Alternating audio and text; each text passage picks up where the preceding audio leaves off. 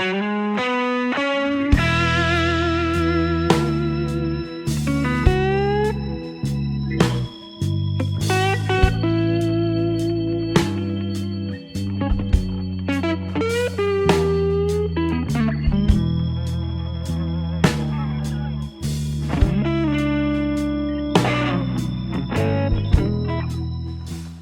morning, good afternoon, good evening guys, gals and gentlepods, and welcome back to the shed. Obviously we're with Morty, so we're in the big workshop. I haven't done a video this year. It's been an odd year. I haven't done many events with Morty. We've had a few issues along the way when I have done events.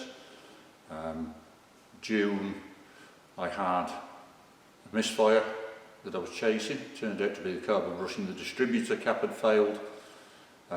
But in the process it wrecked 2 sets of plugs, so I had to get a new set of plugs, got them, and then the starter motor jammed.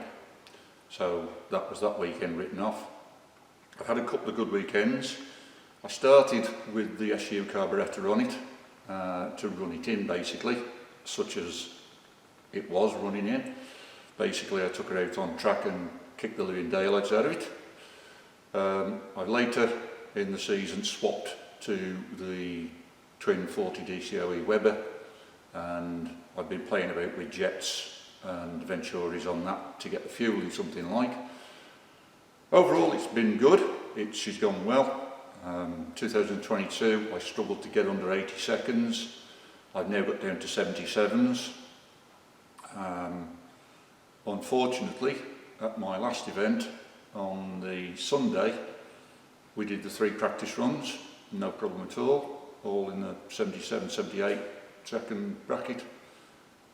First time running the afternoon, I found the best starting procedure to get a good start off the line is to give it about 3.5 to 4,000 RPM and basically sidestep the clutch. It's brutal, but it gets it off the line quickest, and then just nail the gas. And on the first time run on Sunday afternoon I did that, and as I did so it developed a massive misfire. So it limped around the first section of the track and I went back to the paddock. Initial thoughts were it had bent a valve. I don't think that's the case now. So I'm going to investigate what's happened and we'll see where we go from there. First thing I'm going to do is a compression test. I've taken the plugs out, they all look good. I've had a bore scope down. There's no visible damage to pistons, so it doesn't look like valves have met pistons or anything silly like that. So I'm going to do a compression test next and we'll see what that shows up, and then I think we're probably going to have to take the cylinder head off. So stay with me and we'll get into it. Right, so I've got the compression tester fitted on cylinder number 1. The ignition's off, she's out of gear. I'm going to turn the engine over simply by bridging the solenoid.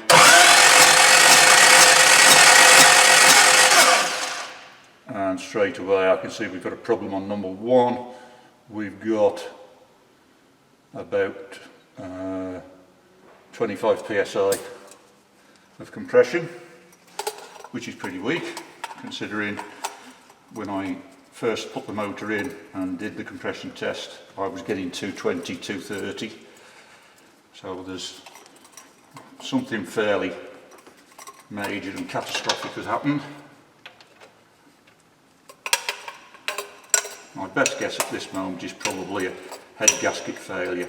The one issue we have with this engine is because it's an 1100 with a big valve head, is that to accommodate the big valves, if you remember, I had to have the block pocketed. So the machine little pockets into the top of the block where the inlet valves are. So it's exhaust, inlet, inlet, exhaust.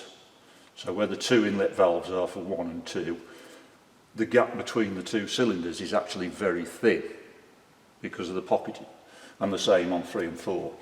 So right, we'll see what number 2 does.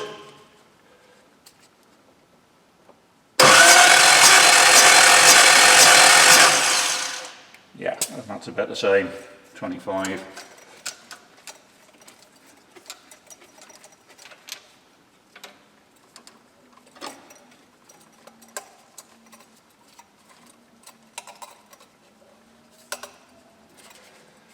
3.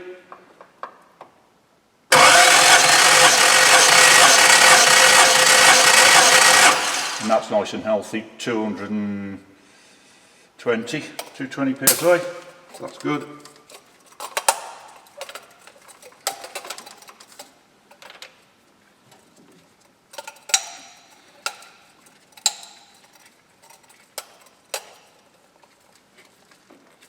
And number 4.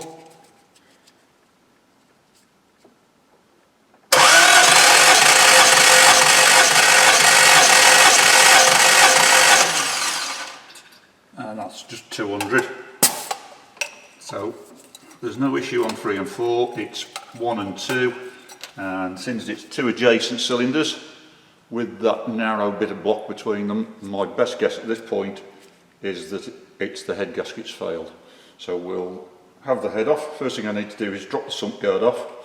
I had to put a sump guard on, 2 reasons. One, the front suspension on this car is actually quite soft. They're 400-pound springs, I believe. It could really do with some heavier springs, some stronger springs. The downside is under heavy braking and heavy cornering, the front end nosedives, and the sump was getting very close to the ground in a few places. And the other reason is, being an A series, it's got a couple of little minor oil leaks. Nothing major, the odd drip, but other people who use the racetrack get a bit upset with oil on the track. So the top side of the sump guard has an incontinence pad glued onto it so that it will catch any oil drips. Right, let's, first thing I need to do then is get the sump guard off, so we'll get her up in the air a bit. Right, so there you can see the sump pan, the sump guard, and it's just held on by 4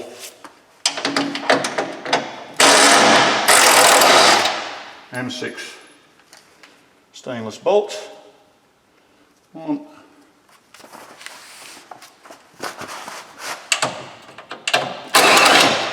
2. Now, there have been a few occasions under heavy braking and where I've tested the limits of track where the sump pan, the sump guard or its fixings have actually contacted the road, and you can see there where it's been doing its job catching the oil. That's all good. And yeah, there's that bolt head's taken a bit of a battering, so it's done its job. My apologies for the poor sound quality on this video, but I've somehow managed to misplace my microphone, so I'm having to rely on the microphone on the camera. Right, that's the coolant draining, so we'll start by moving hoses. I've actually got 2 temperature gauges on this car. One is the original, which seemed to be a bit hit and miss, so I fitted a second one as part of a 3-gauge pod, which includes an oil pressure gauge, coolant temperature gauge and an air fuel ratio meter. That's connected to a wideband lambda sensor in the exhaust, which gives me an instantaneous readout on the display of air fuel ratio, i.e. how rich or weak it's running. And it's proved to be running very rich most of the time, which is not a big surprise. The other issue I had was there was no shut-off tap in the heater, so it was continually flowing hot water through the heater and consequently heating up the cabin.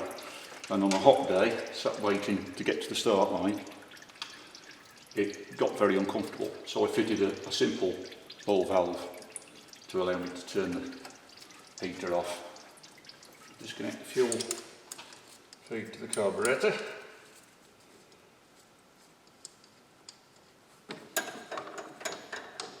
Took that out of the way.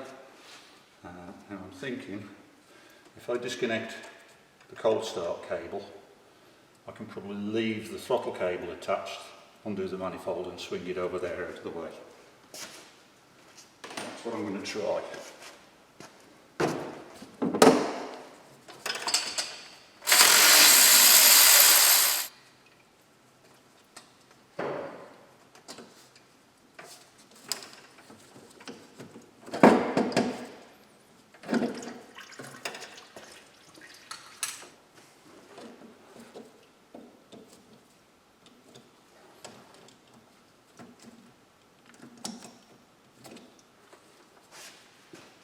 Good old plier size.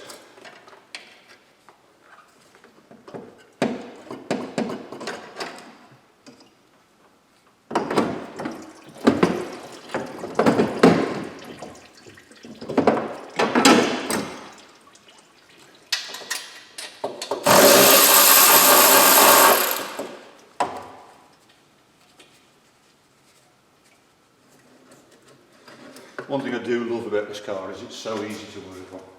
Compared to modern stuff, it's an absolute dream.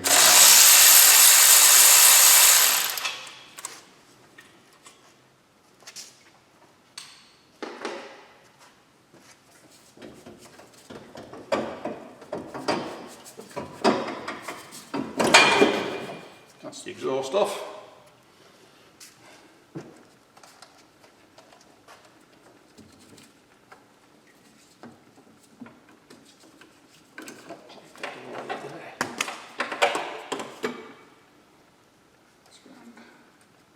I'd still be removing plastic covers and under trays and all the other nonsense that's fitted nowadays to keep it quiet and make it socially acceptable. This car is most definitely not socially acceptable.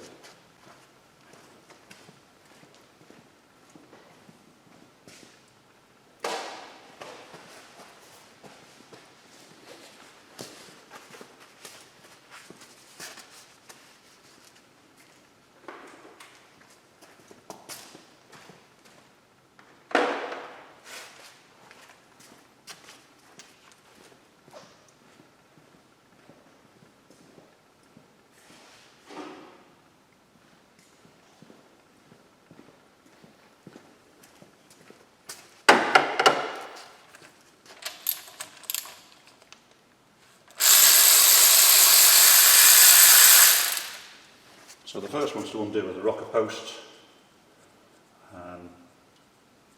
The rocker shaft is held in place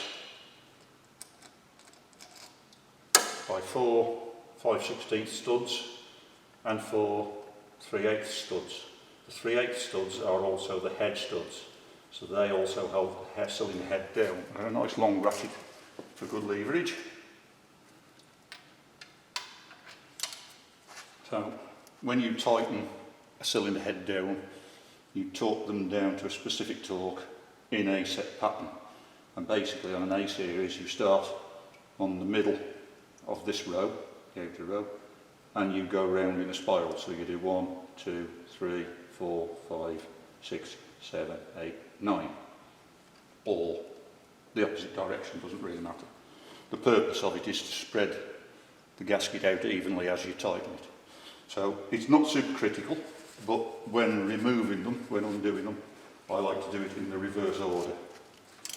So now we've cracked them all.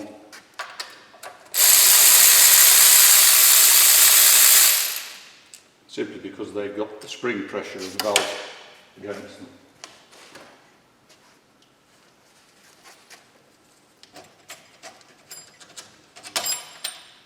And I can pull the rocker shaft off. Drop that in there. Rocker cover. And draw the push rods, they can all go in the rocker cover.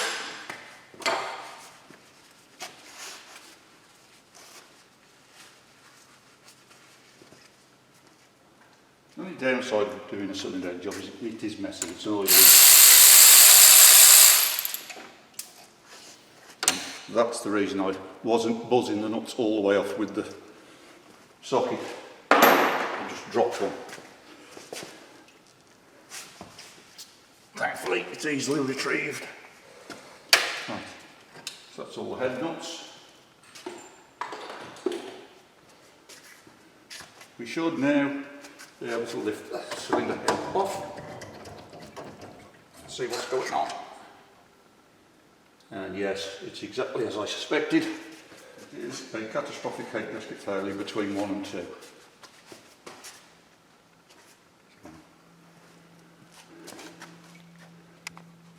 A little bit shaky for a moment, and I'll show you what's what.